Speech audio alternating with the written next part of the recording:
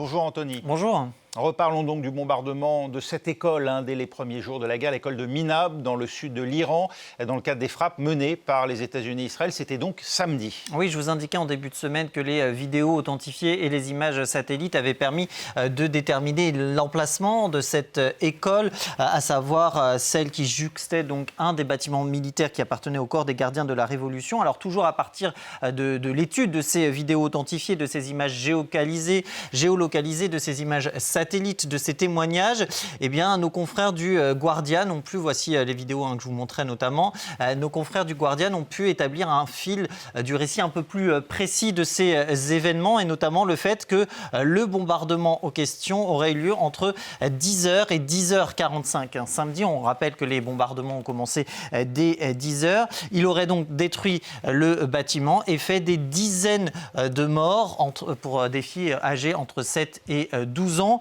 Le Guardian qui n'est pas en mesure toutefois de confirmer le bilan qui est avancé par les autorités iraniennes qui parlent, elles, de plus de 160 morts. Et le secrétaire d'État à la guerre, Pete Hegseth, secrétaire d'État américain, a été interrogé aujourd'hui à propos de ce bombardement. Effectivement, Pete Hegseth qui donnait une conférence de presse et à la question dans laquelle il renseignait donc les journalistes sur l'avancement de cette opération Epic Fury et à la question du journaliste de la BBC Tom Bateman, voici ce qu'a répondu Pete Hegseth, donc le secrétaire à la défense qui s'attribue le titre de secrétaire à la guerre. All I can say is that we're investigating that. We, of course, never target civilian targets, but we're taking a look and investigating that. Voilà, un laconique. Nous sommes en train d'enquêter, doublé d'un nous ne visons jamais des civils. Et lorsque le journaliste insiste quant à savoir qui serait à l'origine de ce bombardement, même réponse, nous enquêtons. Pete Hegseth qui a fourni par ailleurs lors de cette conférence de presse une carte des différentes frappes effectuées, comme l'a montré ce journaliste de Reuters présent sur place. Et ce fact-checker confirmé qui lui est spécialisé dans l'ONCINT mais qui n'était pas présent, d'ajouter ce point vert pour localiser précisément l'école de Minab, dont on le rappelle pour l'heure, la paternité de ce bombardement n'est toujours pas établie.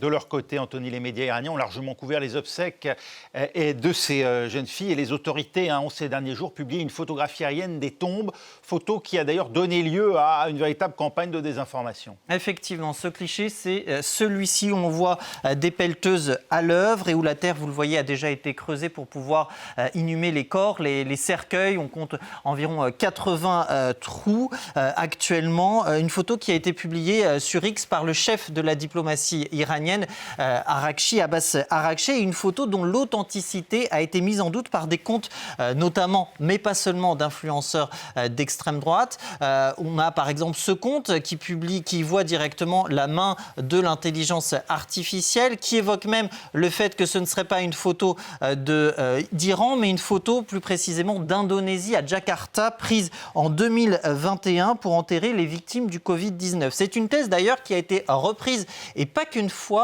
par Grok, vous savez, le robot de l'IA de X, qui a donc affirmé ceci à plusieurs reprises, et ce, même lorsque les utilisateurs insistaient. Es-tu sûr que oui? Eh bien lui, il insistait aussi, il insistait dans sa désinformation, puisque cette photo est pourtant bien réelle. Nos confrères de Libération ont pu géolocaliser, tout comme d'ailleurs ce spécialiste en OSINT, Tal Hagin. Voici où se trouve le cimetière, donc à Minab. C'est le cimetière que vous retrouvez ici en plus gros sur Google Earth. Et voici la parcelle en question qui correspond à la photo. Une photo qui a d'ailleurs été reprise par nos confrères de l'AFP, de Reuters également. Et puis aussi, il y a des images qui ont été tournées de cette scène, authentifiées par nos confrères du New York Times cette fois. Voici les images en question et qui viennent donc bien montrer que des tombes ont été creusées à cet endroit. Alors les circonstances de ce bombardement qui est attribué aux États-Unis et ou à Israël restent nébuleuses pour l'instant. L'ONU a demandé une enquête impartiale. Merci Anthony. C'était Anthony Saint-Léger pour Info Intox.